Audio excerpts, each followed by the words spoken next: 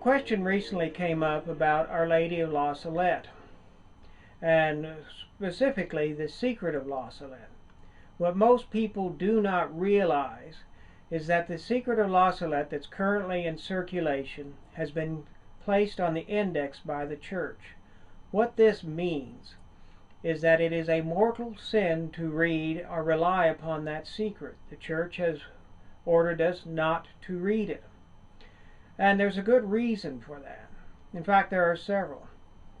The first is that Melanie asked two questions when writing down the original Secret of La Salette, which was sent to Pope Pius IX. The first was for the spelling of the word Antichrist. Now, anyone who has seen the secret, of course, objectively, although it is a sin to have seen it, you are in good faith if you did not know of the condemnation of the Church. So many have probably heard of the secret. It's been referred to by many, including Archbishop Lefebvre in his sermon when he consecrated bishops. In fact, he quoted one of the most controversial phrases from there. Rome will lose the faith and become the seat of Antichrist. So the word Antichrist does appear. We'll return to that in a moment. She also asked the definition of the word infallibility. Now, if you were to go onto the internet, and I've done this, because as Pope I may read forbidden articles, and I looked at the versions of the secret, the word infallible, infallibility, none of this is there whatsoever. And so this tells me one thing.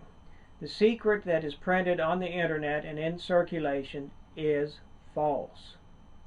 I repeat, the secret in circulation is false. Now, I did some research several years ago when I was first presented with this information concerning the Secret of La Salette, because I'd been asked to comment on it, and I have, I think, 4 or 5 different translations in my own files.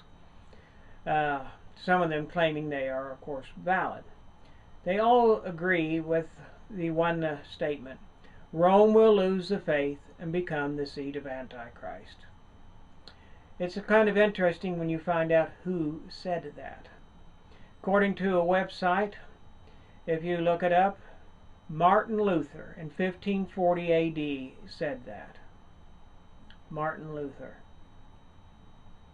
I won't go into all the theological problems with the Secret of La Salette. It's enough. The secret is forbidden. Avoid it. I would like to talk about the message of La Salette in part. And I'd like to quote from the Blessed Virgin Mary from the approved part. The world takes no notice of Lent. People go to the butchers like dogs. I gave you 6 days to work. I kept the 7th for myself, and no one wishes to grant it to me. Those who drive carts cannot speak without putting the name of my Son in the middle. This is what weighs down the arm of my Son so much. The misuse of Lent, which has now become quite common. How many call themselves Catholics? They call themselves fish eaters. And yet, do these people fast? Do they abstain? Of course not. They go to the butchers literally like dogs. And how many work 7 days a week? Or if they don't work on the 7th day, that is on the Lord's Day, or even take Saturday off, do they take these days and clear them from work to devote them to prayer, spiritual reading, meditation? Or do they plop down in front of the TV for 12 to 16 hours over the weekend, and thus waste time and corrupt their own minds? And then, of course, the matter of blasphemy. If you sit in front of that TV long enough, you're going to hear the Lord's name taken in vain. There are certain words you cannot say on network TV, apparently. But taking the Lord's name in vain has been permitted for over a quarter century.